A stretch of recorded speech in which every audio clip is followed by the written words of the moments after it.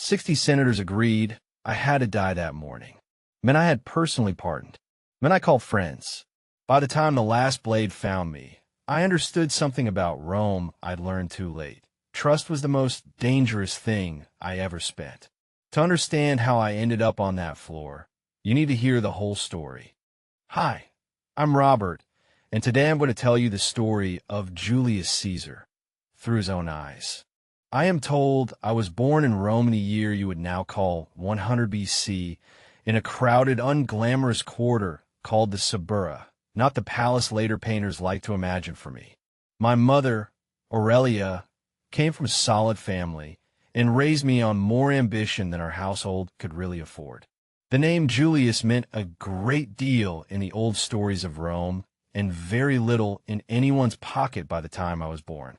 My Aunt Julia had married a general named Marius, a man who rose from nothing to dominate Rome and then fell into a bloody rivalry with another general, Sulla, that nearly killed our whole family by association.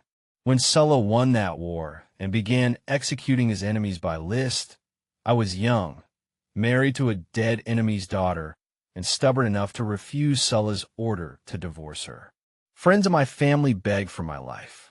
Sulla granted it, but warned them, so the story goes, that they were sparing a boy in whom he saw many Mariuses. He was not wrong to be afraid of me. I did not inherit power. I inherited a name worth more than our money, a mother who expected me to make it mean something again, and a very early lesson that in Rome, ambition and survival were often the same skill. I spent the rest of my life practicing it. When I was 25, sailing to Rhodes to study rhetoric, Cilician pirates took my ship. They set my ransom at 20 talents of silver. I laughed in their captain's face, not from courage, though I let them believe that, but because the number insulted me. 20? I told him I was worth 50 at least, and that he clearly had no idea whose ship he had boarded. I sent my men to raise the larger sum myself. For the 5 weeks it took, I lived among those pirates almost as a guest, joking with them, reciting my own speeches and poems and promising, quite cheerfully, that once I was free, I would come back and crucify every one of them. They laughed along with me. They thought it was the kind of thing a captive says to seem brave. It was not. The moment I was released, I raised a fleet on my own authority, hunted them down on that same coast, and had them crucified exactly as promised. I did allow them one mercy. I had grown fond of them in a strange way, so I ordered their throats cut first before the crosses. I tell you this story not to boast of cruelty, but because it is the truest early portrait of me that exists. I kept my word, I never forgot an insult, and I always came back. By the year 52 BC, I had spent nearly a decade in Gaul, conquering territory roughly the size of modern France. And at a hilltop fortress called Alesia, I finally broke the last great alliance of tribes standing against Rome. Vercingetorix, who had united them, rode out and laid his weapons at my feet in surrender. I wrote my own account of those wars as they happened, in the third person, as though some other observer were describing my campaigns rather than I myself. I understood early that a man is believed more readily when his own glory sounds like someone else's plain report of the facts. My legate Levinus, the man I trusted with more of my army than any other officer, rode up beside me at Alesia and said Gaul was mine. I corrected him. Gaul was Rome's, I said, though I already understood the Senate would find some way to make the victory a liability rather than a gift. They had started to fear me by then. They said openly that I meant to make myself king, a word that in Rome was worse than any insult you could throw at a man. Let them fear it, I remember thinking, looking south toward Italy. A man who stops moving forward in Rome does not get to rest. He gets trampled by the men who kept walking, including, eventually, men who had once called themselves my friends.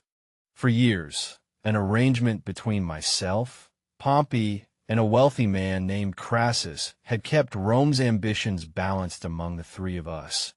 Historians would later call it triumvirate, though at the time it was simply three men agreeing not to destroy each other yet. Crassus died, chasing glory in the East. Pompey, once my ally and even my son-in-law through marriage to my daughter Julia, drifted toward the Senate's fear of me after she died, and our last real bond died with her. In January of 49 BC, the Senate, urged on by Pompey and men who had feared me since Gaul, ordered me to disband my army and return to Rome as a private citizen, stripped of command, to face prosecution they had already all but written the verdict for. I understood exactly what that invitation meant. At the Rubicon, the small river marking the legal boundary past which no general could bring an army into Italy, I stopped. Behind me, the 13th Legion waited in silence. Antony, young and less patient than I was, told me plainly that crossing was treason, that there would be no walking it back afterward. He was right, and I already knew it. I said only 4 words, the truest I ever spoke. The die is cast. Then I rode my horse into the water, and the legions followed me across, and the Republic, whether anyone in Rome understood it that night or not, followed us into something new. The civil war that followed carried me eventually to Egypt, chasing Pompey, who was murdered on that shore before I even landed, by Egyptians hoping to please me, which it did not. I found myself instead drawn into a quarrel between a young queen and her brother over a throne. One night, my servants carried in a heavy rolled carpet and unrolled it on the floor of my quarters in Alexandria. Cleopatra stepped out of it, covered in dust, having smuggled herself past her brother's guards to reach me directly rather than send a letter I might ignore. I appreciate a woman who knows how to bypass my guards more than one who knows how to write a petition, I told her. She was 21 years old and entirely unafraid of me, which by that point in my life was rare enough to be its own kind of seduction. She wanted her throne back, and she made clear she wanted the one man in the Mediterranean who could actually guarantee she kept it. I gave her both. I put down her brother's faction and secured her rule. And within a year, she had a son she named Caesar, though I never wrote his name into any will. History has spent more energy on the romance of that night than on the fact that it was, at its core, 2 extremely capable people recognizing a use for each other. By the Ides of March, 44 BC, the Senate had named me dictator for life, which I now understand was less an honor than a verdict. Somewhere around 60 senators had quietly agreed I needed to die for it, led by men I had personally pardoned after the Civil War, Brutus and Cassius chief among them, which tells you something about the wisdom of mercy in Roman politics. I walked into the chamber that morning wearing purple, a color that alone told half the room what they needed to believe about me. A senator named Suburra approached with a petition for his exiled brother. I told him it was not the moment. He seized my toga at the shoulder and pulled it down. The signal, though I did not know it yet. Casca struck first a clumsy blow to my neck. Then the rest came at me like something that had been waiting a very long time to stop being patient. More than 20 blows in all, most of them from men too nervous to strike cleanly. I fought back, out of instinct more than hope, until I saw Brutus among them, a man I had forgiven, promoted, and trusted more than my own instincts warned me to. What I said in that instant, if I said anything at all, has been rewritten by better dramatists than the moment deserved. I remember only the sense of it, even you. After that I stopped fighting. I pulled my toga over my face so that whatever happened next, Rome would not get to watch my expression while it happened. I fell at the base of a statue of Pompey, the man I had spent a civil war defeating, which is either a very cruel joke or the only kind of ending Rome was ever going to give either of us. They burned me in the Forum, in front of a crowd that had loved me far more than the men who killed me had accounted for. Antony held up my blood-marked cloak for all of them to see, and the city that had just watched my murder turned into a riot in my honor. hunting down anyone they suspected of the conspiracy. He was the first of us, Antony told them, and he will not be the last. And whatever else you think of me, he was not wrong. My own will, when it was read, named an 18-year-old great-nephew of mine, Octavian, as my adopted son and heir.